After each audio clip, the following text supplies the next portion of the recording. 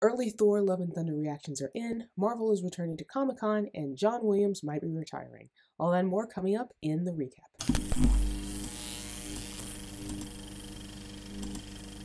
Hey, what's up everyone? Ashley here. Welcome to Ashley Talks Movies. I'm back with another edition of the recap where I discuss the big entertainment news that dropped this week. But before I get into all the topics I'm going to be discussing, to keep up with all the videos I'm posting, make sure you subscribe to the channel by clicking on the button below. Also, jump into the comment section and share your thoughts about the topics I'll be discussing in today's video. Okay, up first, early reactions to Thor Love and Thunder.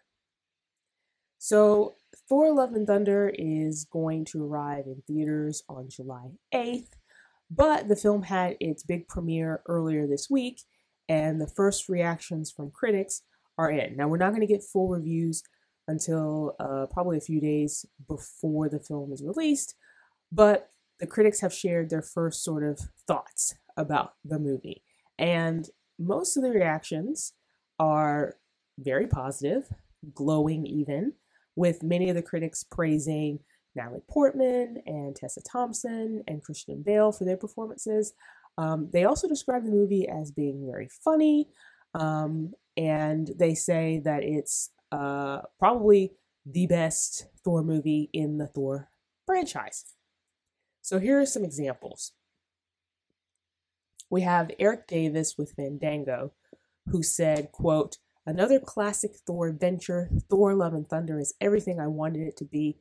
Big, colorful, weird, Guns N' Roses fueled battles to go with a hopelessly romantic story about discovering love in unexpected places. Christian Bale and Russell Crowe are especially great, and Korg." Another positive review from Insider's Kirsten Acuna. She wrote, "Wow, Thor Love and Thunder is great. The best entry in Phase 4 behind Shang-Chi and No Way Home. I laughed, I cried, I laughed and cried some more in that order. Natalie Portman is finally given her due. Dr. Jane Foster is more than worthy of being the mighty Thor." So yeah, like I said, Thor Love and Thunder arrives in theaters on July 8th, and that's when we'll get more reactions, obviously, from fans about this movie. I'm excited about it. I've mentioned this multiple times in previous videos that I've done, whether it's a reaction video for Thor. I'm really excited to see what they do with this story, especially the Mighty Thor story with Jane Foster and Natalie Portman. So speaking of Marvel, Marvel is going to be returning to San Diego Comic-Con this year. It had been in doubt whether or not Marvel was going to be having a panel at this year's Comic-Con, but it is official. According to reports, studio head Kevin Feige confirmed the news at a press conference on Friday. This will mark the first time in 3 years since Marvel has had a panel at the convention. The last time Marvel was at Comic-Con was back in 2019. That was pre-pandemic. And interestingly enough, as you can see from the picture here, one of the big announcements that they made the last time that they were at Comic-Con was that Natalie Portman was returning to the MCU. Of course, she's going to be in Thor Love and Thunder, which is coming out in July. So we don't know what Marvel plans to reveal at this year's Comic-Con. We might get some updated info on the previously announced Phase 4 plans, because there's still some movies that were revealed in that phase that have not come out yet, and timelines and things might have changed for that. We might even get a glimpse at Phase 5. Disney also has a D23 Expo fan event that comes out that starts a few months after Comic-Con, and so they might be waiting to have some big reveals then. We don't know. Have to wait and see. But yes, Marvel is going to have a panel at this year's Comic-Con. So another big headline this week involved Netflix, and unfortunately the company laid off more workers. So Netflix let go of about 300 employees on Thursday. That's according to Variety. This was the second round of layoffs for the company. Last month, they laid off about 150 employees. And, Netflix has been hit hard lately. The company in May reported subscriber loss and said it was expecting to lose more subscribers in the next quarter. It's also been facing stiffer competition from companies like Disney with its Disney Plus streaming service, and even HBO Max. And yeah, so there's a lot of changes happening at Netflix, and unfortunately, that has resulted in layoffs. So it's really going to be interesting to see how Netflix comes out of this, because for the longest time, they have been the leader, the streaming giant, right? And now with extra competition and how they're spending money on content and how that landscape has changed, yeah, it seems like it's a little tough for Netflix right now, and they have a lot to navigate through. But yeah, that's unfortunate about the layoffs. So another little headline that popped up this week was about John Williams, the film composer, and apparently he's probably going to be retiring soon. Williams did an interview with the Associated Press, and in that interview, he hinted that his score that he's doing for the Indiana Jones 5 movie might be his last. Now, he didn't come out and say, yes, I'm retiring, I'm done. But he hinted at as much.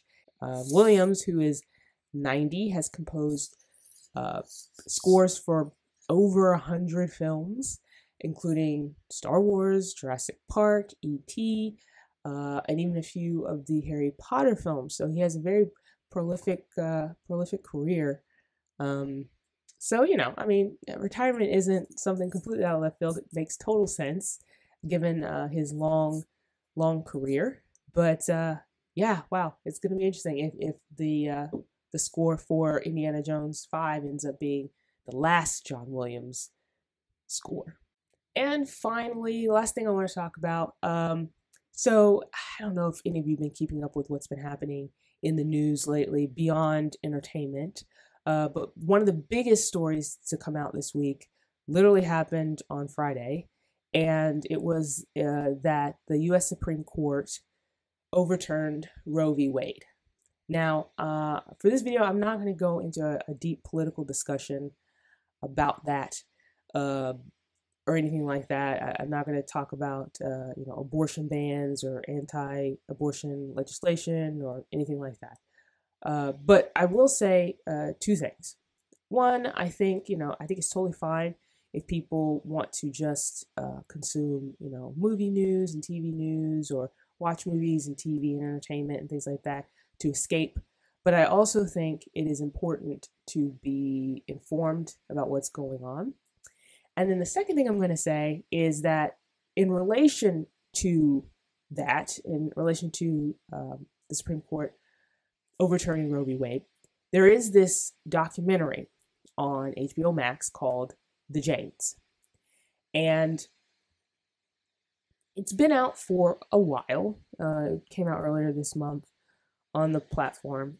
And it is basically about a group of women who built an underground network for other women who were seeking abortions. Now, abortions were illegal at the time. This all takes place, pre-Roe v. Wade. And it documents like what those efforts were in Chicago, but it also gives you a glimpse of kind of what was happening in the U.S. As well, like with women and abortions. And I mean, it was very eye-opening. There was a moment in the documentary, I watched this a couple weeks ago. There was a moment in the documentary where they were talking about Cook County Hospital, which is in Chicago, and how it had a septic ward specifically to deal with botched abortions. And so anyway, it's very eye-opening. I learned a lot from this documentary because this was before my time. So, a lot of this stuff that was happening then I was not even aware of, didn't know about it. So anyway, it's very topical given recent events. So if you're looking for something to watch, and if you like documentaries, there is something called The Jades on HBO Max that is available. So that's a recap of the week's big entertainment news. Share your thoughts about those topics in the comment section below. While you're here, like this video, hit that thumbs up button, and don't forget to subscribe so you see more videos like this.